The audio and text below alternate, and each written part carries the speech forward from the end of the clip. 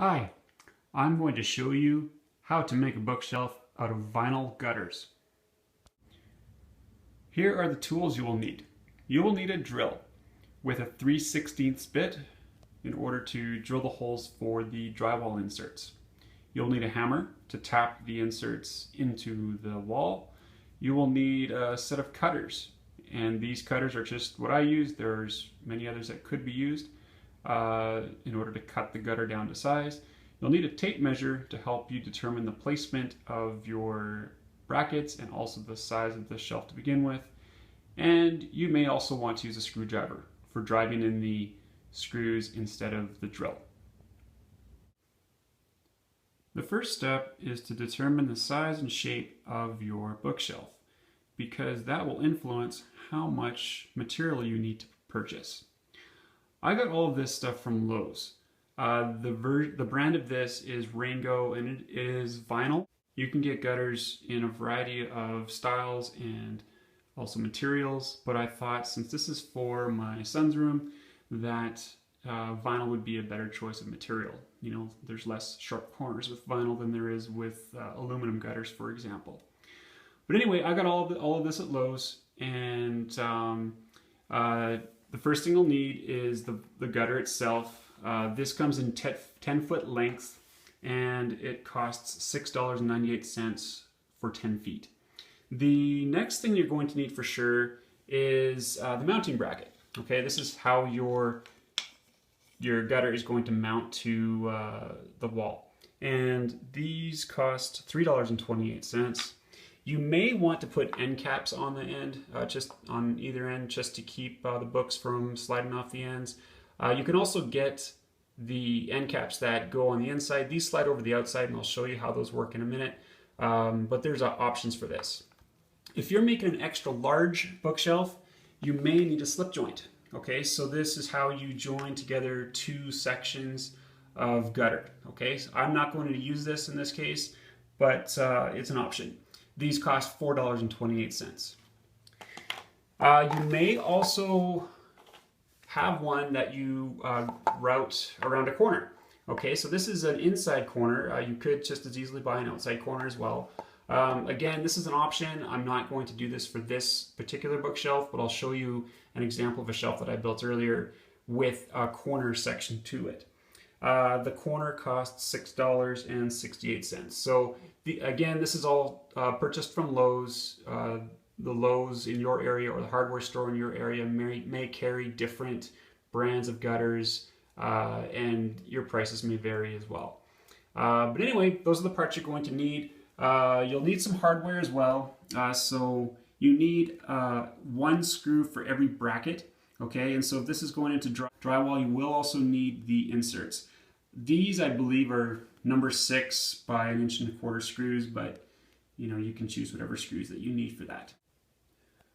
So once you've determined where you want to mount your bookshelf, go ahead and drill the holes and insert the inserts into those holes.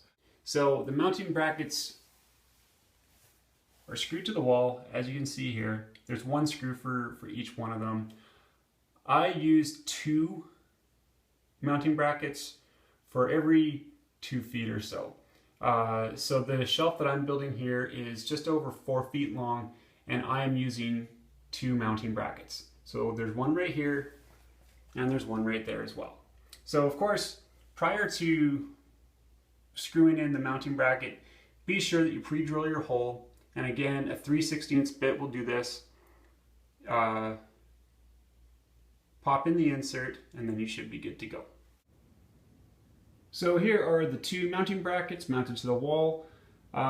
Take one look, just make sure that they're level. You know, you can use a level for this, or just measure it from the floor to the ceiling, whatever works in your case. These brackets are mounted pretty close to the floor because this shelf is for my son. He's just a little guy, so he needs to be able to reach his books. But anyway, once you have the mounting brackets installed on the wall, then it's time to actually build the shelf. Your next step is to cut your gutter to size. You can use a knife, a sharp knife for this, some good scissors, a hacksaw, Any snipping tool will really do the trick. These gutters are really not very difficult to cut. And once you have them cut to the size that you want, you can go ahead and put on the end caps. The end caps just slide over the end of it and they lock into place. You have to push them a little bit in order to get them over top of this black gasket here. So here we are. I have the end cap on my gutter shelf. And I did have to wrestle with those a little bit. Maybe that's just a little drawback of the brand I chose, but nonetheless, I got them on. And now this is ready to hang. The next step is to lay in the shelf itself. So what you're going to do is take your shelf after it's been cut to size with the caps on the end of it, and you're going to put the back end in first. Okay, see how I have it hooked there at the back of the bracket? Then all you have to do is pull down here and they snap into place. Very simple. Then all you need to do is do a quick little adjustment to make sure that your shelf is centered, and then you're finished. There's your bookshelf. Now all you have to do is fill it up with books. So there it is. As you can see, I have a lot of books piled up on here, and the shelf is holding up just fine. It's nice and close to the floor so that my son can reach his books whenever he wants. This shelf allows all the books to be visible to him so he can just pick and choose whatever he wants, whenever he wants. I have also built one for my daughter, and I will run into her room here and I will show you what her shelf looks like. It's a little more of an intricate design. So here's my daughter's shelf, and as you can see, the design is a little more complicated. In this case, I've used two shelves and they both ran around a corner. And so this did take a little bit more time. My daughter has more books. She's a little bit older and taller, so she can have two shelves, but these are still pretty close to the floor, as you can see. And again, she can see all of her books. She loves it. So here's another option for you. Same rules apply. You still have your mounting brackets. Okay, so these ones are a little closer than on the other shelf. But I think if you're going to do a project like this one, you're going to want at least two on either side of the corner. All right, thanks so much for watching. Good luck.